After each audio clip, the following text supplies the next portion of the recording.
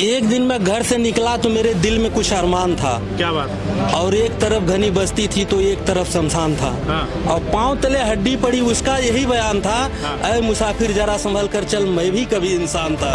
हिंदू मुस्लिम सिख ईसाई सभी हैं भाई भाई। पूरे हिंदुस्तान में आज तक इतनी महंगाई कहीं किसी को नहीं है। सारी लोग त्रस्त हैं, सब लोग भयभीत हैं। किस तरह भोजन जाए उनके मन में। अगर रोजी रोजगार पूरा छीना जा रहा है। शहर से लोग आए, गांव में भी रोजगार नहीं मिला। अगर कांग्रेस की मनरेगा न होती तो ये लोग कहीं स्थान भी नहीं पाते। सरकार ने प्रायोरिटी बेसिस पे जबरदस्ती और सरकार ने कोर्ट के ऊपर दबाव डाल के उसको किसी तरीके से पूरा कराया। सबको जो है सरकार आपकी कोर्ट पे दबाव डाल लेती है। बिल्कुल सरकार आपकी कोर्ट पे दबाव डाल लेती है। सर पैरवी, मतलब जब विपक्ष कहता है तो आप लोग नहीं मानते हैं। आप खुद कह रहे हैं कि सरकार ने कोर्ट पे दबाव बनाया।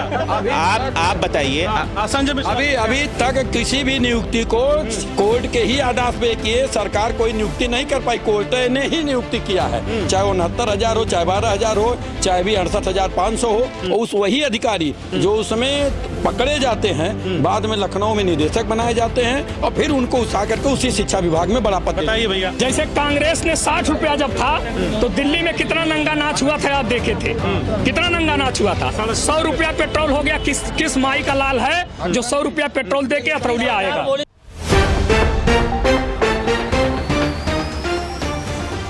बिछड़ के मिलना तुझसे तो एक बहाना था। बिछड़ के मिलना तुझसे तो एक बहाना था, मुझे तो सिर्फ तेरा वादा आजमाना था। नमस्कार दोस्तों, साथियों, अग्नि परीक्षा की टीम इस वक्त 2022 के चुनाव को लेकर के, विधानसभा चुनाव को लेकर के तमाम विधानसभाओं में जा रही है।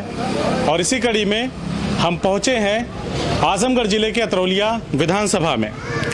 ये छितौनी चौक है, मेरे पीछे आप देख रहे होंगे, बड़ी मशहूर यहाँ पे समोसे और तमाम मिष्ठान बनते हैं, मिठाइयाँ बनती हैं। और दाहिनी तरफ एक शटर बंद कार्यालय है जो मुझे बताया गया कि इस क्षेत्र के चर्चित ब्लॉक प्रमुख रहे स्वर्गीय माया प्रसाद यादव अपनी राजनीति यहीं से करते थे। इसी कमरे में बैठ के करते थे, यहीं से जनता से संवाद स्थापित करते थे, लोगों से मिलते जुलते थे। यानी कि कहीं ना कहीं ये राजनीति का हब है ये जगह। तो हम भी पहुंचे हैं आज अपने उस वादे को आजमाने के लिए जो तमाम नेता करते रहते हैं आम जनता से कि हम आपके लिए ये कर देंगे, हम आपके लिए वो कर देंगे। तमाम पार्टियों के मैनिफेस्टो में बड़े बड़े वादे किए जाते हैं जिससे लगता है कि हमारा देश भारत, हमारा प्रदेश उत्तर प्रदेश दुनिया का सर्वोत्तम प्रदेश बन जाएगा, दुनिया का सर्वोत्तम देश बन जाएगा। इस तरह से मैनिफेस्टो में होता है, लगता है कि गरीबी अब चली गई। इस तरह के वादे होते हैं। इसीलिए मैंने शुरू में एक शेर पढ़ा कि बिछड़ के तुझसे मिलना तो एक बहाना था, मुझे तो सिर्फ तेरा वादा आजमाना था। वादा क्या है वो ये जनता बताएगी। यहाँ पे कुछ समर्थक भी हैं, किसी न किसी पार्टी को चाहते होंगे अपने अपने स्तर से, वो ये लोग बताएंगे कि आखिर वादा क्या था, हुआ क्या। 4.5 साल के काम में उत्तर प्रदेश सरकार ने कौन कौन से काम किए और उन कामों की बदौलत क्या उसे हक है। यानी कि योगी आदित्यनाथ की जो सरकार है उत्तर प्रदेश में 4.5 साल के कार्यकाल में सरकार ने ऐसा क्या किया कि जिसकी वजह से वो एक बार फिर 2022 में सत्तासीन होगी, उत्तर प्रदेश के मुखिया योगी आदित्यनाथ बनेंगे। देर न करते हुए यहीं से शुरू करता हूं। नाम क्या है आपका? संजय मिश्रा नाम है। संजय जी, बताएं कि 4.5 साल का कार्यकाल किस तरह से देखते हैं योगी आदित्यनाथ जी का? उनके कार्यकाल का तो कोई मतलब ही नहीं है। जनता बिल्कुल त्राहिमाम है।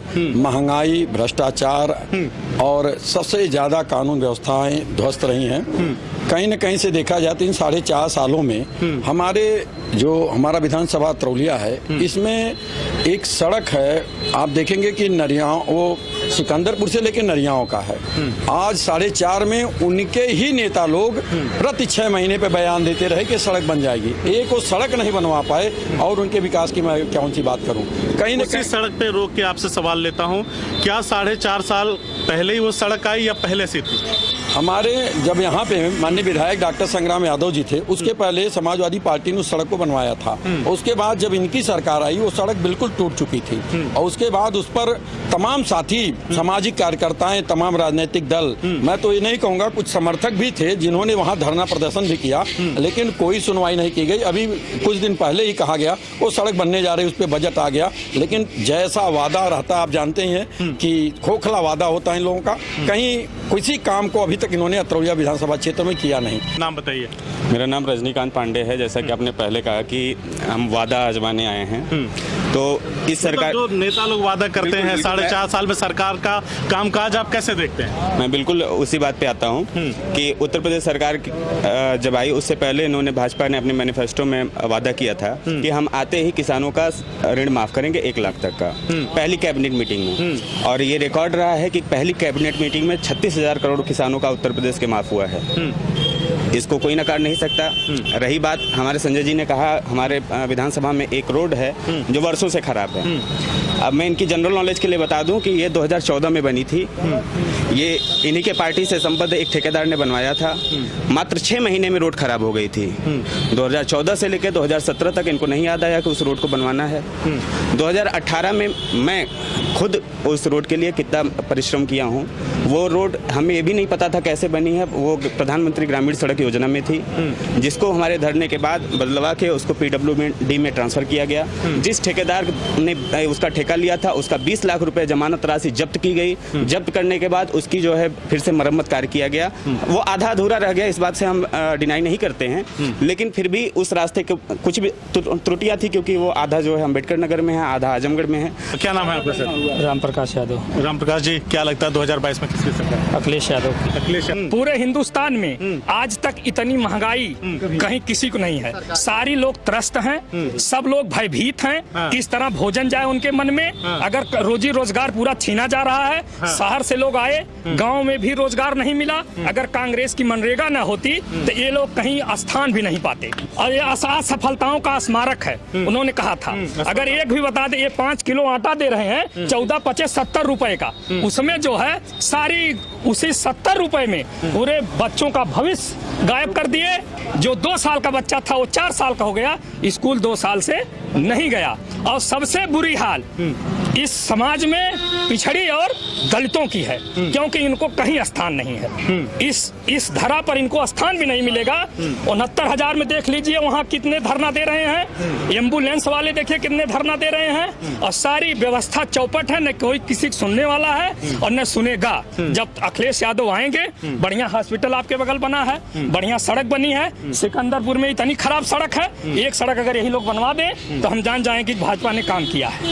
एक भी काम बताइए का एक भी। श्रीमान पहले आप बता दीजिए 14 रुपए किलो आटा कहाँ मिलता है? हम भी 2-4 कुंटल खरीद के 14 रुपए किलो हर जगह मिल। जैसे कांग्रेस ने 60 रुपया जब था तो दिल्ली में कितना नंगा नाच हुआ था, आप देखे थे कितना नंगा नाच हुआ था। 100 रुपया पेट्रोल हो गया। किस माई का लाल है जो 100 रुपया पेट्रोल दे के अतरौलिया आएगा? बोली थी 35 रुपए 35 रुपए पेट्रोल बेचेंगे, 35 रुपए सरकार हुई थी, 35 में बिकेगी। आज 105 रुपए किलो दाल है, अच्छी वाली दाल। तो तेल है और 120, 125 दाल है।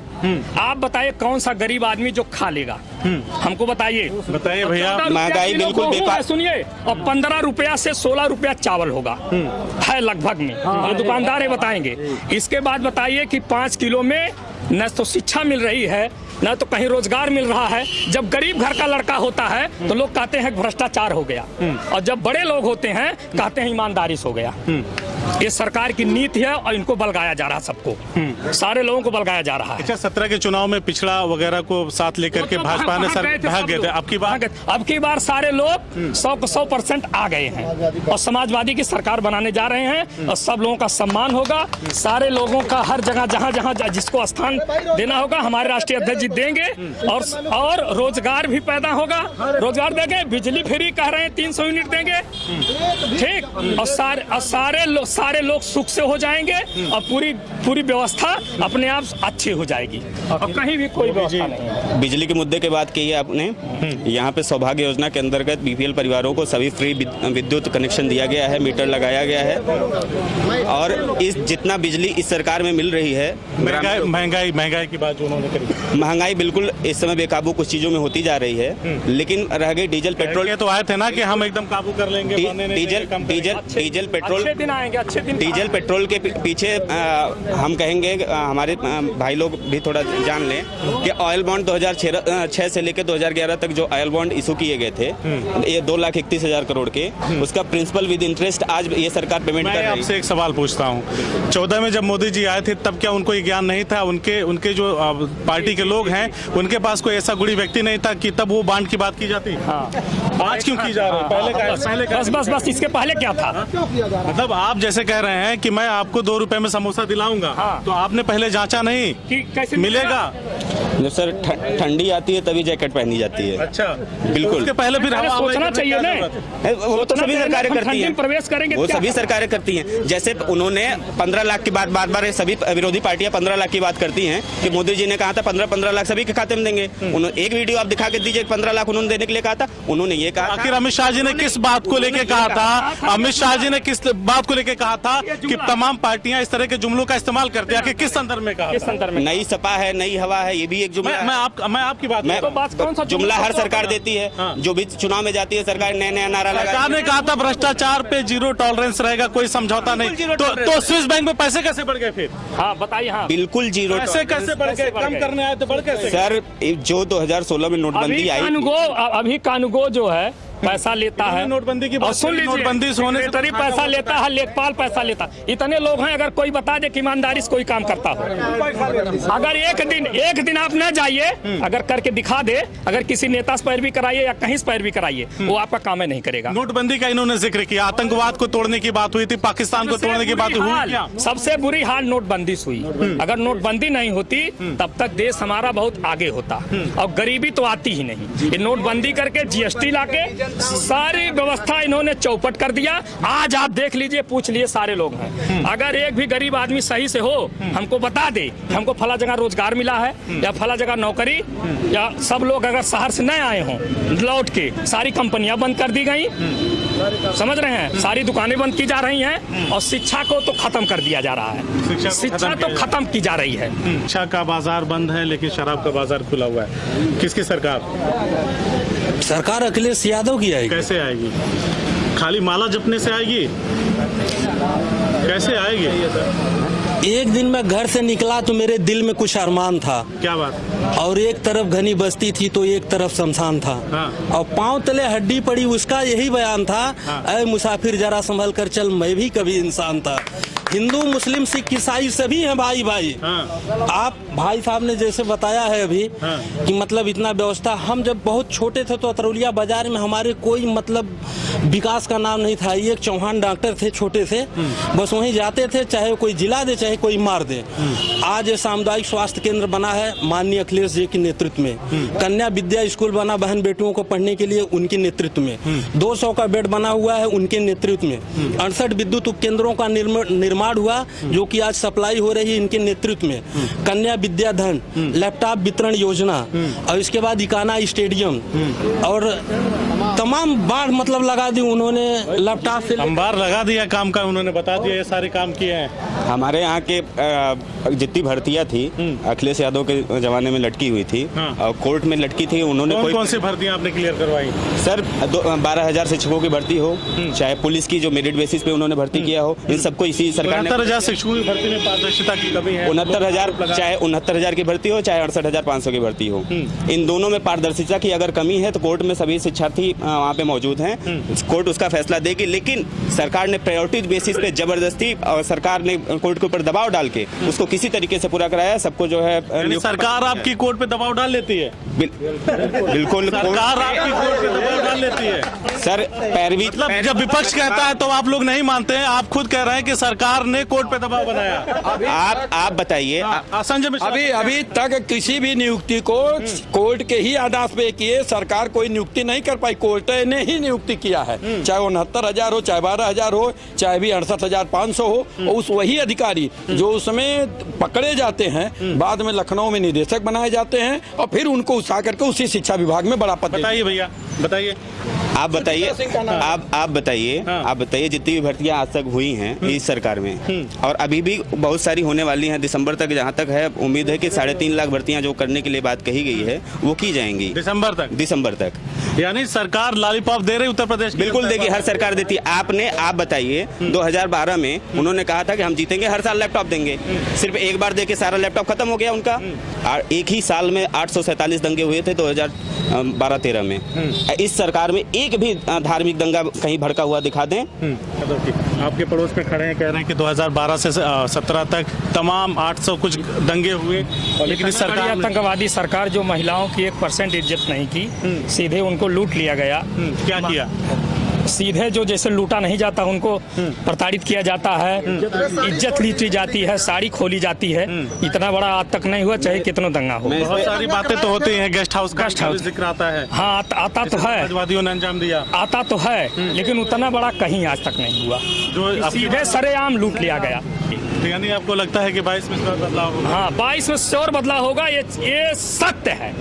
अगर बदलाव नहीं होगा तो पूरे गरीब आदमी सारे लूट लिए जाएंगे, खेती किसानी हर तरह से लूट लिए जाएंगे, इनको कहीं कोई स्थान नहीं मिलेगा। 22 में बदलाव होगा? सब हर कोई किसी एकदम होगा भैया, पक्का 22 में बदलाव होगा? बिल्कुल नहीं बदलाव होगा और ये सरकारें आने वाले कई सालों तक चलेगी। हम लोग बिल्कुल चाह रहे हैं कि माननीय अखिलेश यादव जी की सरकार है जिसमें नौजवानों के लिए बेरोजगारी भत्ता होता है, कन्या विद्याधन होता है, महिलाओं के लिए, बुजुर्गों के लिए पेंशन होती है। तमाम योजनाएं हैं जो आज वंचित हो चुकी है। कोई ये नहीं कह सकता, कहीं न कहीं से किसी को इस गांव में आप सर्वे कर डालिए, किसी को मिलता नहीं, सिर्फ टीवी पे मिलता है और मीडिया में मिलता है। हम लोगों ने बातचीत किया यहाँ की आम जनता से, कुछ इसमें पार्टियों के समर्थक हैं, कोई समाजवादी पार्टी का समर्थक है, तो कोई भारतीय जनता पार्टी के कामों को अच्छा बता रहा है। अपने अपने तरीके से अपनी अपनी सरकारों को लोग 2022 में आने का दावा कर रहे हैं, लेकिन असली दावा, असली सच्चाई जनता की मुट्ठी में है, जनता की सोच में है। वो तब तय होगा जब जनता अपने मताधिकार का प्रयोग करेगी और बताएगी और चुनेगी 2022 में किसकी सरकार आएगी। ये तो उस वक्त पता चलेगा। लेकिन हम चलते हैं कहीं और अग्नि परीक्षा की टीम के साथ और वहां आम जनता की नब्ज को टटोलने की कोशिश करते हैं कि आखिर इन बीते 4.5 सालों में योगी आदित्यनाथ जी की सरकार ने कितना काम किया है। पहले वाले अखिलेश यादव की सरकार बेहतर थी या मायावती की सरकार बेहतर थी? इन सभी मुद्दों पर हम जनता से बातचीत करेंगे। शुक्रिया।